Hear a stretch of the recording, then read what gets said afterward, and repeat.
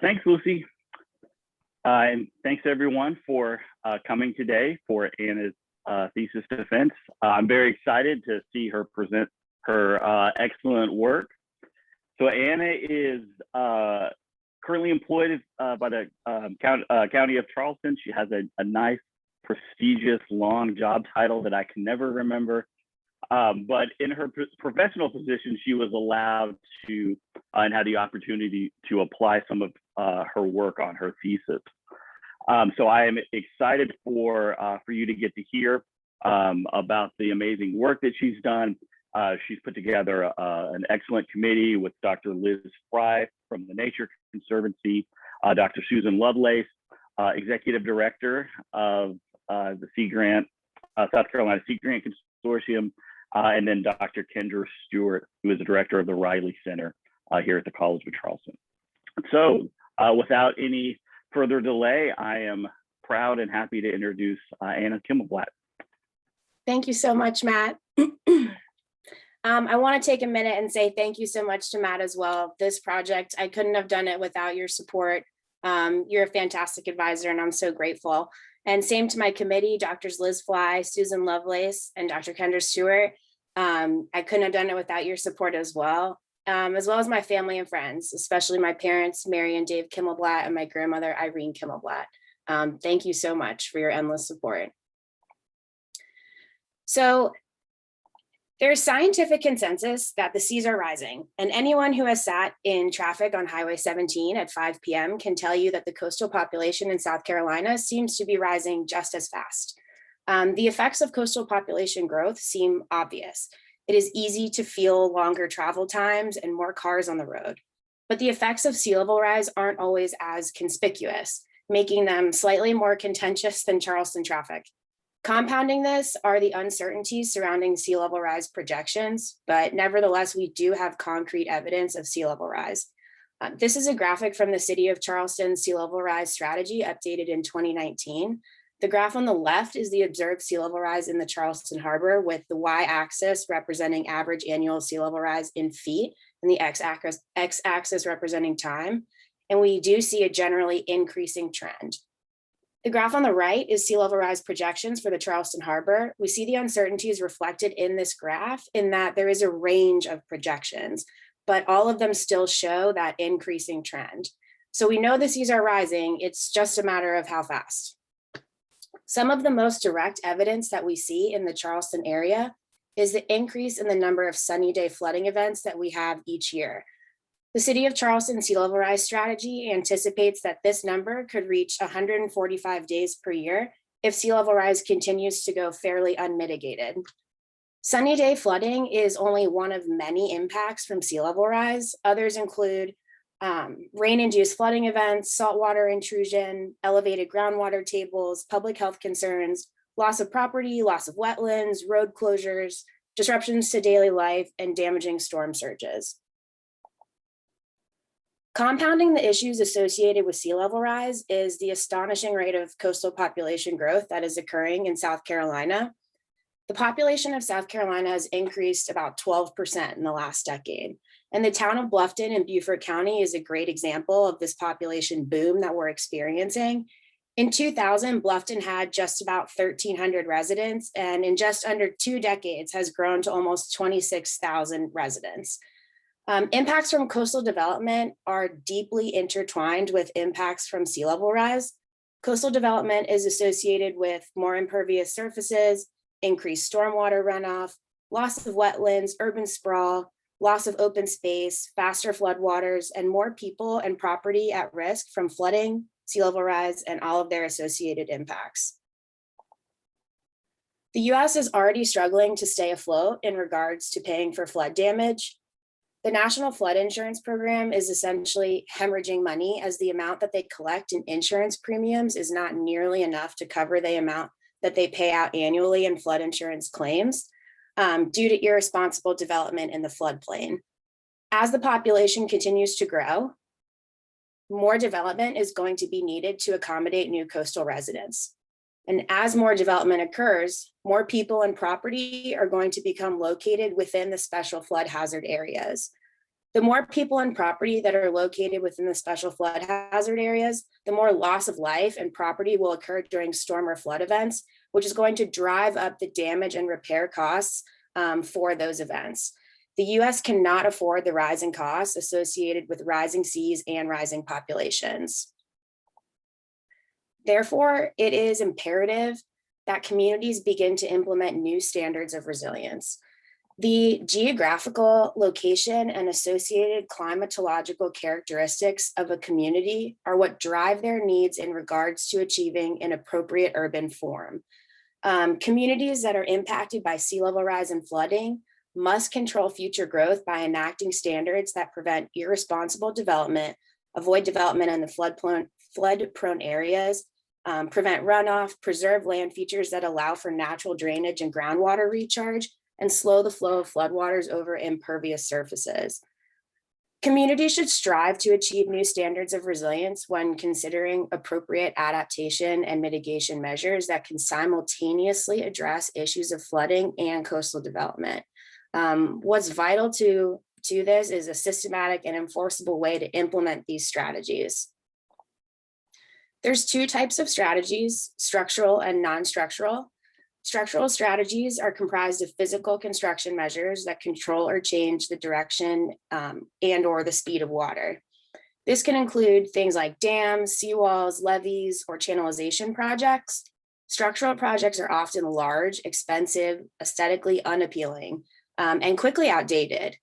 Non-structural tools do not involve physical construction, nor do they change or impact the direction or amount of flow of water, but rather they use knowledge, practice, or interorganizational agreement to reduce disaster risk and impact. So often these non-structural strategies are regulatory tools, which are legally enforceable laws or regulations that can be adopted by a community in their code of ordinances that dictate the size, location, design, or other aspects of development. So regulatory tools can include things like zoning ordinances, setback and buffer requirements, impervious coverage limits, open space requirements, sustainable subdivision design, more stringent stormwater standards, developer incentives for green building practices, and a suite of other things. And they have many advantages. Their costs are limited to compliance and enforcement, and often regulatory tools have the capability to be much more specific to the locale in question. So when they're integrated into local ordinances, regulatory tools can create more resilient communities by managing growth in a sustainable way that mitigates those impacts from sea level rise and coastal development pressures at the same time. However, regulatory tools are unenforceable if they're not legally adopted into ordinances. And codification or legal adoption requires a favorable political climate in order to get those mitigation measures into planning documents. And that can be really hard to come by in regards to climate change mitigation measures, especially down here in the Deep South. Another disadvantage to regulatory tools is that they do require extensive coordination between and among the public and private sectors. So as previously mentioned, a systematic way to implement these measures is really important to building resilience. So where exactly in a community's ordinances should these regulatory tools be integrated? Because impacts from sea level rise and coastal development pressures are so inextricably linked, it makes the most sense to integrate them into the document that regulates development and the future of the community, which is the comprehensive plan. The comprehensive plan is essentially a statement from a community about its future. The South Carolina Local Government Planning Enabling Act of 1994 requires a comprehensive plan with 9 specific elements if a community wants to be in charge of and regulate their own planning and zoning with the purpose of managing future growth and development. Those 9 elements are listed here: the population, economic development, natural resources, cultural resources, community facilities, housing, land use, transportation, and a priority investment element. There are other types of planning documents in South Carolina, but they're less related to land use and future growth. Hazard mitigation plans typically only exist at the county level, And they're more of a risk assessment than a strategy plan. They're often lacking in actionable items. Sea level rise adaptation strategies have a plethora of actionable items and risk assessment data, but unfortunately, they're typically not legislatively adopted, which renders those action items recommendations and unenforceable. So this makes the comprehensive plan the best and most logical choice for the integration of mitigation strategies because it provides the legislative basis for zoning ordinances, building codes, and community design and development standards.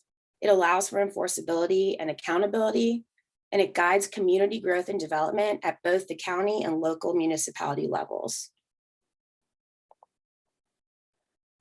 So the present study utilized content analysis and semi-structured interviews to analyze the degree to which sea level rise mitigation strategies are implemented into comprehensive plans or other planning documents. It also developed roadmaps for communities to better planning documents by highlighting missing aspects that need to be included in order for plans to be of higher quality. And lastly, it used case studies from other countries to propose a more effective implementation framework.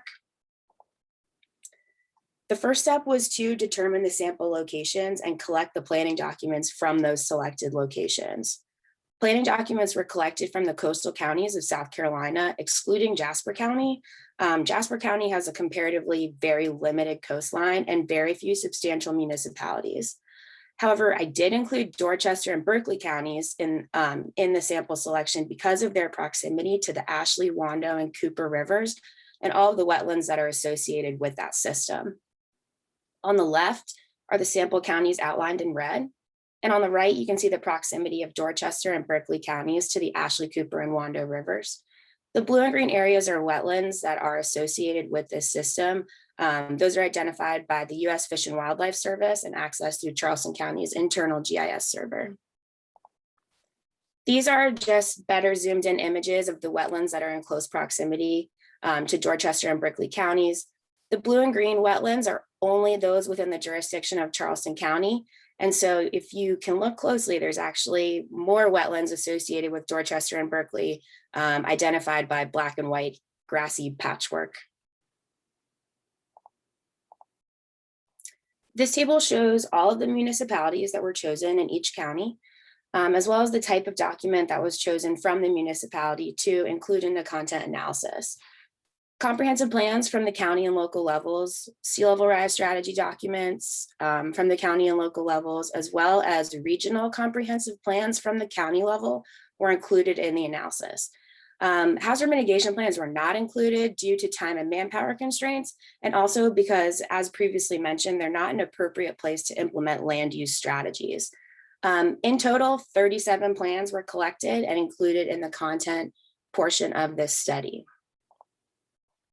So the content analysis portion was conducted using RQDA, which is an R package for qualitative data analysis. And the first step of content analysis is to develop the code book. The code book was developed using concepts from FEMA requirements for hazard mitigation planning, and also by another study that analyzed the quality of hazard mitigation plans at the national level.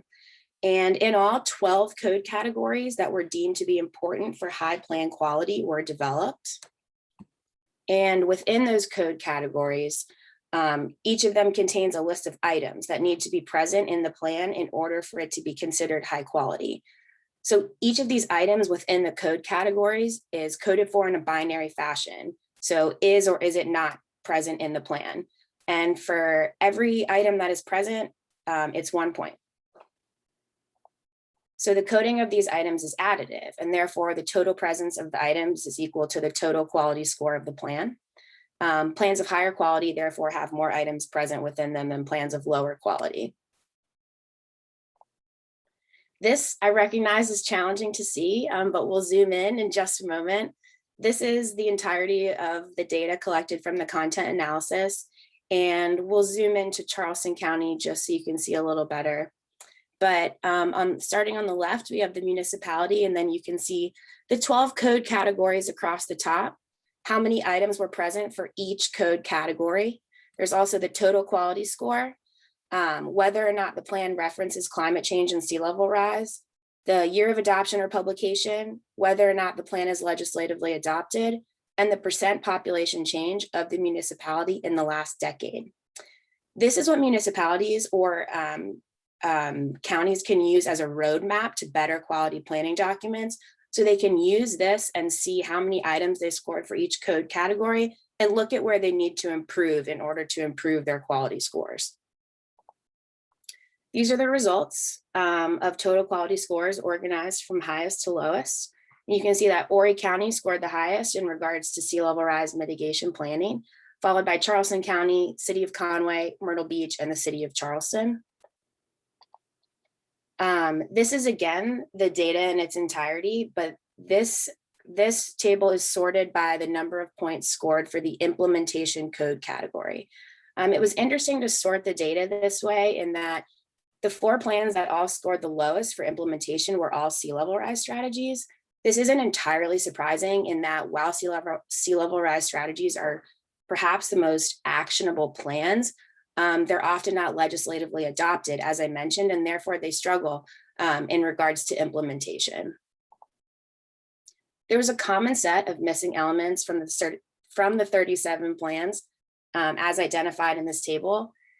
It's really hard to imagine how a plan can be of high quality and not mention sea level rise or climate change, but that is possible. Some plans still manage to be of high quality without referencing sea level rise, in that they will reference flooding in general and attempt to mitigate that flooding through sustainable land use practices and just simply not use the phrase sea level rise.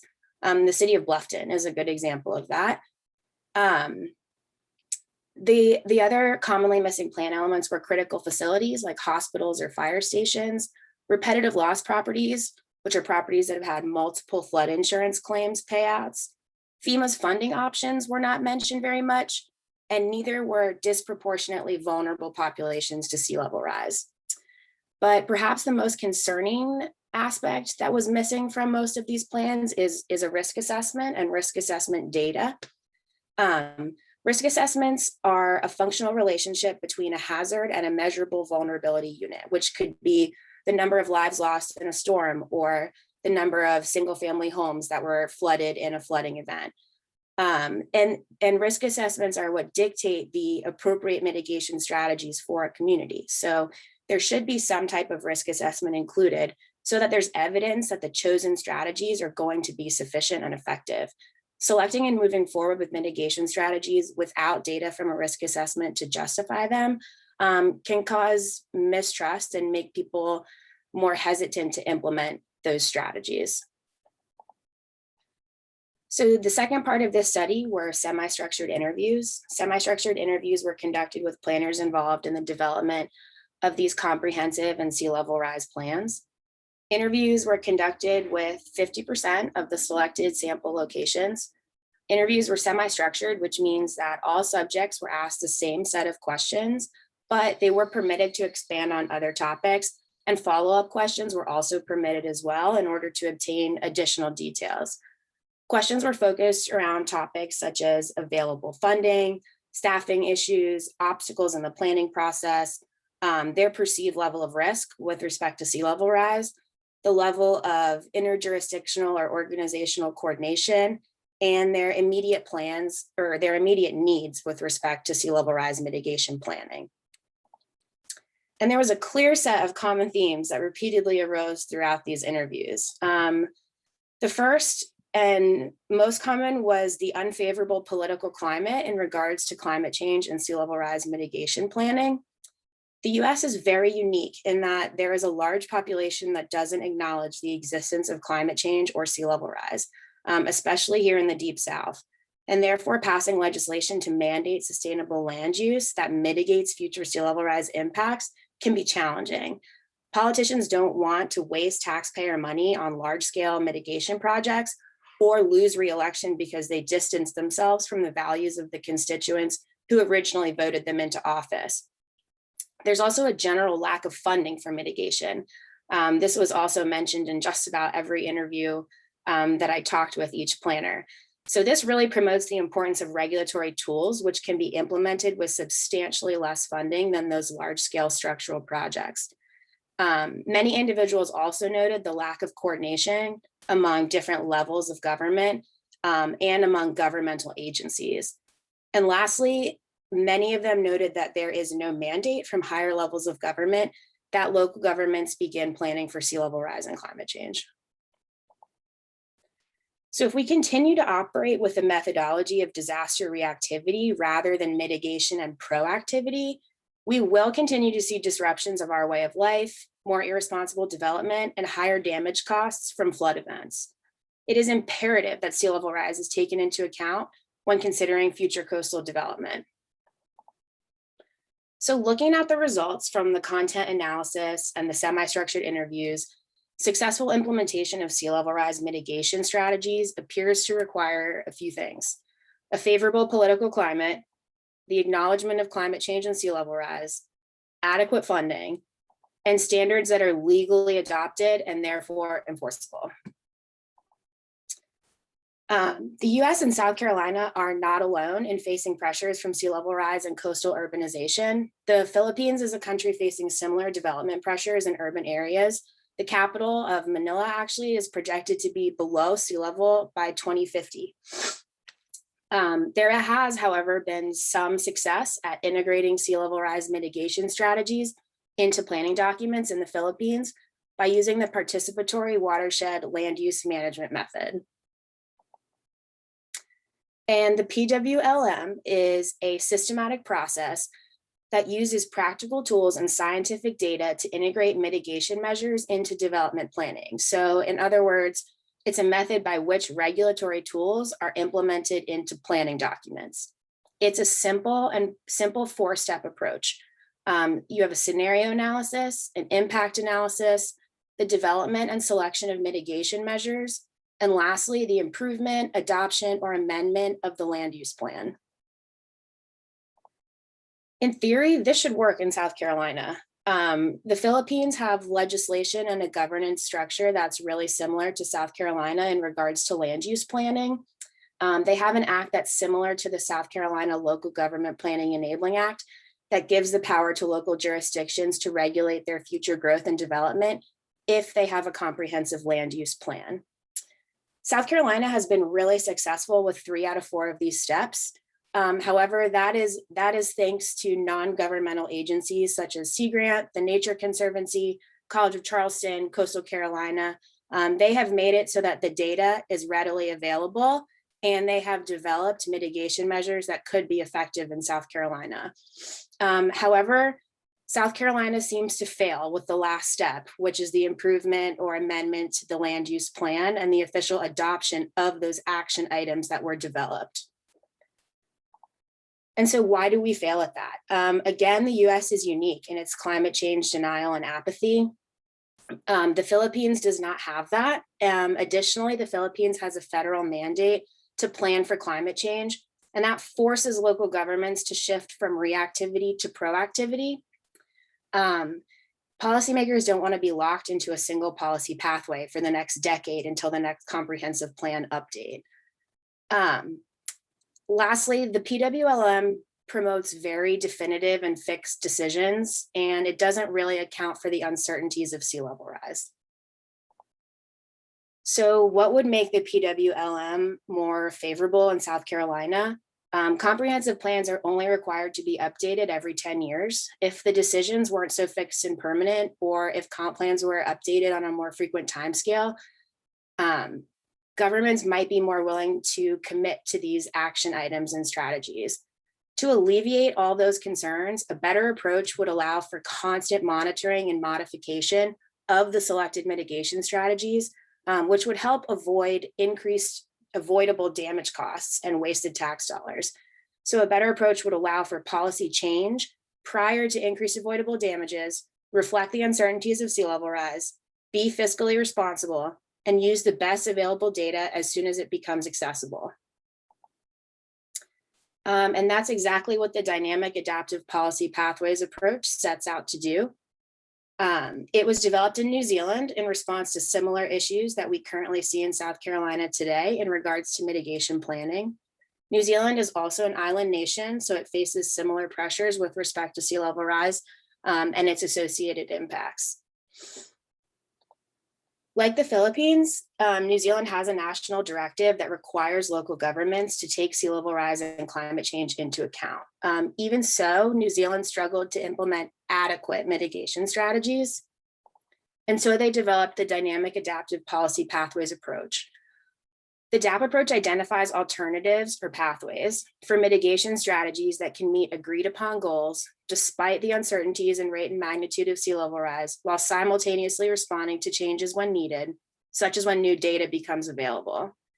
Extensive community input is required, and that helps to develop specific early warning signs and thresholds that dictate at what point the chosen pathway needs to be modified and adapted. And those signals and triggers are dependent upon the level of disruption that a community is willing to tolerate from sea level rise and its associated impacts. So this prevents policymakers from having to remain committed to a single pathway for a decade or longer until the next comprehensive plan update. Just to illustrate the concept of the DAPP, we've adopted a mitigation strategy and it's worked for so long until we reach one of these agreed upon signals or thresholds. And then it's at this time that policymakers or decision makers need to adapt the policy approach and change it so that it's more effective and meets the, the data that has recently become available. And again, those signals or triggers can be things like new available data. They can also be things like the number of sunny day flooding events. So if the community agrees that once we reach 145 sunny day flooding events per year, we need to change our mitigation approach, that can be a good threshold. Same with the increased financial impact from a storm or the number of single family homes that are damaged by a flood event. Again, these signals and triggers are dictated by public input and what the community is willing to tolerate in terms of disruptions from sea level rise. So both of these frameworks have been shown to be effective, but the superior framework depends on the location, its political climate, and its governance structure regarding land use.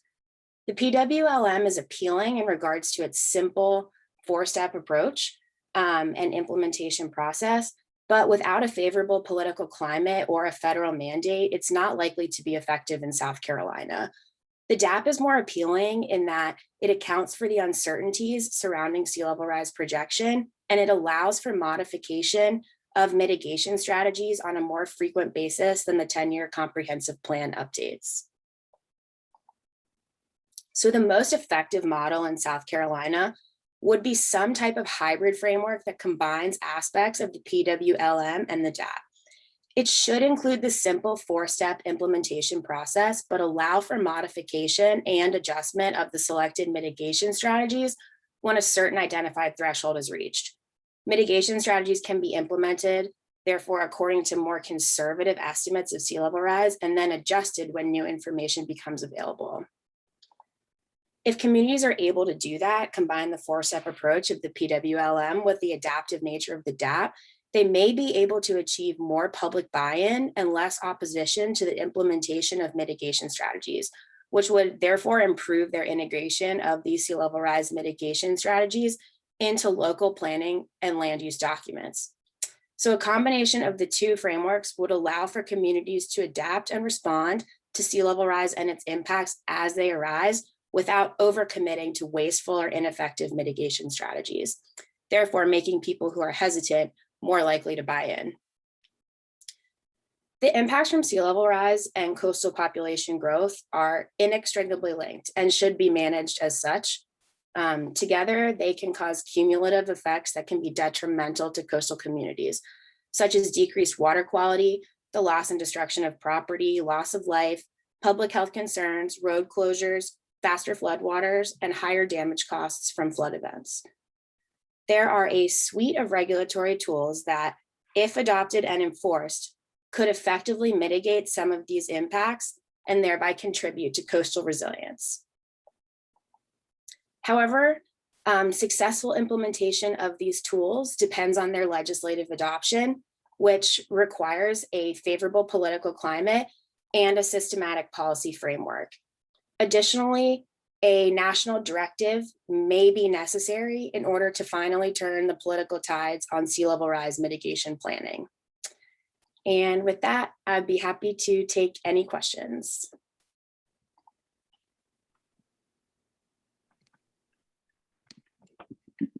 Excellent. Thank you, Anna, so much. So what we'll do now is we'll open it up for questions from the public.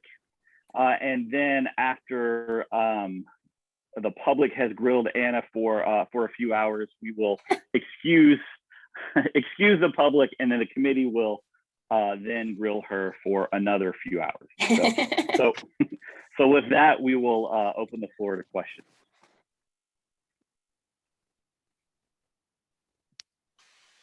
I have a question. Can I start it off? Sure. Well, congratulations so much, Anna. This is just a wonderful presentation, and you did just really great work. And I really love how you brought in the international perspective so that we're not just in our little box here in South Carolina. And I just think that that provided a really great perspective.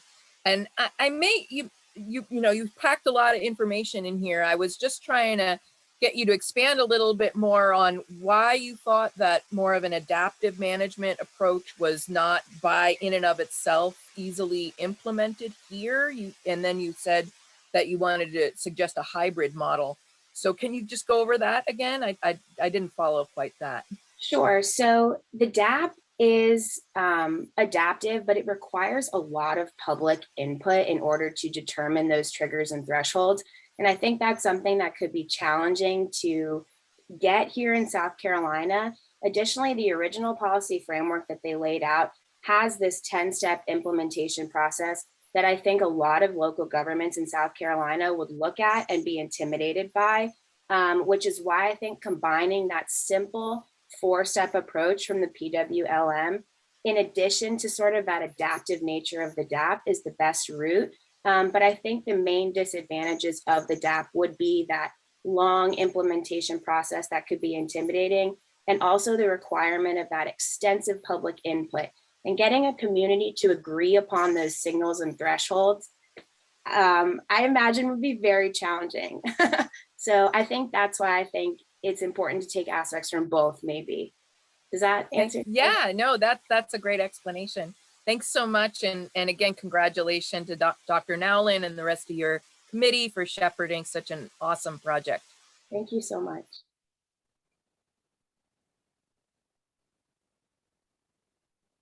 Miranda? I should just shout this out, but I also have a question.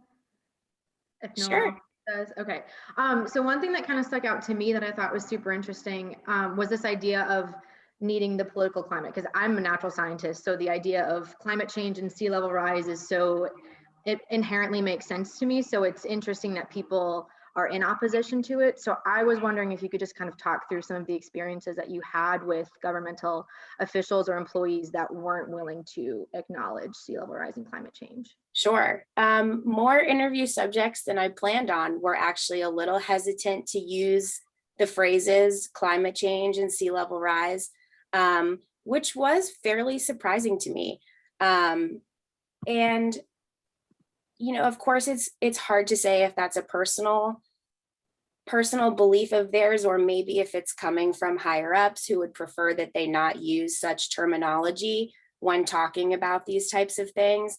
But I also come from a natural science background, so I totally agree with you in that I struggle to understand why people aren't more willing to accept and acknowledge climate change and sea level rise. But I did have a bit of pushback from some of my interview subjects when I repeatedly used phrases like sea level rise or climate change. They would change it more to say flooding in general, which is fine.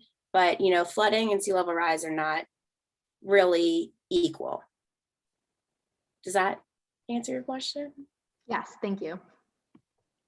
I have a question on top of that. So you both mentioned that you're a very strong natural science field. And Anna, I remember you started actually in the marine science master's program and made this switch. And your project is very social science driven, very policy driven. How do you think your perspectives on resource management have changed with this research project? Sure. Yes, my graduate school journey was anything but linear. But you know, that's what made it so fun.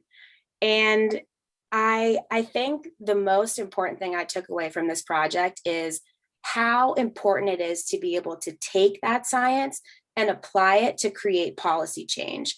And a lot of that also comes from where I'm working at now in Charleston County and working with groups like Sea Grant who have all this fantastic data. And we have to take that data that scientists have worked so hard to generate and apply it. And I think that was something I was always missing in my natural science background is, you know, when I worked for DNR, it was so much data collection, but you don't always see where that data ends up or what it contributes to. And I think for me personally, making the switch and the transition into the policy world gave me such a huge appreciation for that.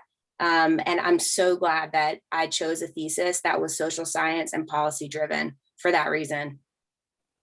Awesome. That was a great answer to that. I have one more follow-up question, just because you and I have talked about this a lot. So even coming from natural science, and you mentioned that you did a lot of R for this research, and you've probably done a lot of quantitative data. What was it like shifting to a qualitative data perspective? What would you say to someone who's like trying to shift or even communicate that a little bit differently? That was challenging. There was less math involved, so I can't say I truly hated that.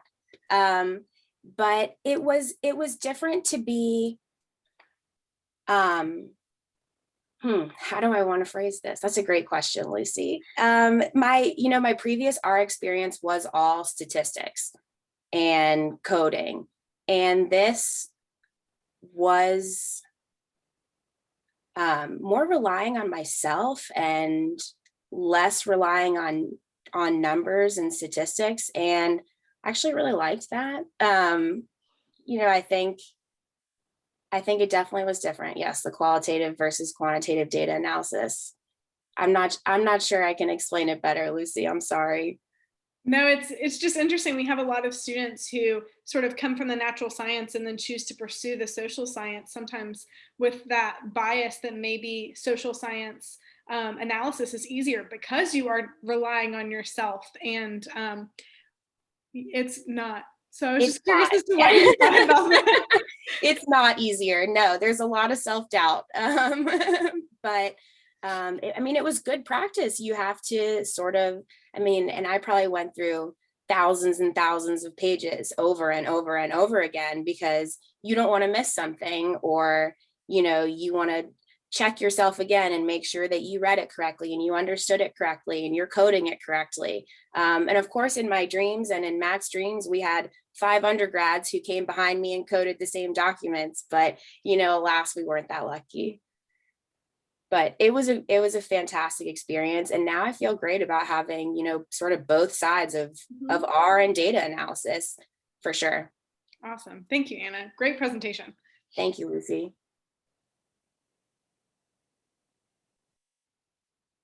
Okay. Any other questions from the general audience? Okay. Well, then I want to thank you all again for coming to Anna Kimelblatt's EVSS Defense. One final Zoom round of applause. Thank you all so much. And then I'm going to ask that our general audience please exit the Zoom meeting, and our committee members please stay. Congratulations, Anna. Thank you, Dr. Watson. I'll be looking forward to signing your final paperwork coming up. Thank you. Thank you so much. Bye. Bye. So Matt, I am making you the host right now. Okay, great.